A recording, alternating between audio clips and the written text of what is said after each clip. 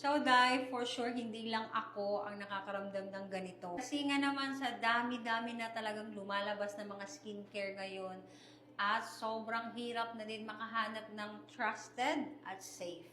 Kaya naman for today, ipapakita ko sa inyo ang aking skincare routine at ang aking trusted na skincare dito sa Pilipinas. So, first thing first, kailangan talaga nating magmura ng ating makeup. So, para iwas tigyawat, kailangan talaga nating mag-effort mag-skincare. Then, the second step, I am using the Lux Organic Whitening Repair Ultra Light Glow Foam Cleanser. So, what I like about this cleanser, Dai, it brightens my skin, reduces the dark spots, and even out my skin tone. Talagang after ko maghilamos, mafe-feel ko ng ang ganda ng skin ko dahil. So, after washing my face, then gagamitin ko itong Whitening Repair Ultra Light Glow na toner. So, mas prefer ko siyang ipahid diretso sa aking mukha rather than gumamit pa ng mga cotton. Feeling ko kasi mas naa-absorb ng aking skin pag ganito yung ginagawa ko. Tapos, ito dahil pinaka-favorite ko tong Whitening Repair nila na moisturizer. Grabe yung glow ko dito. So, kaya ko naman pinagkakatiwalaan ang Lux Organic because it's dermatologically tested and available sa lahat ng Watsons. And pinaka-importante, it's FDA registered. Ito, lagi kong ina-advise na kahit anong mangyari, huwag niyong kalimutan mag-sunscreen. So, yung sunscreen nila is water-based, non-greasy. And of course, ang gusto ni Inday Joanna, no white cast. Siyempre, kahit mommy na tayo, no, we need to look after ourselves as well.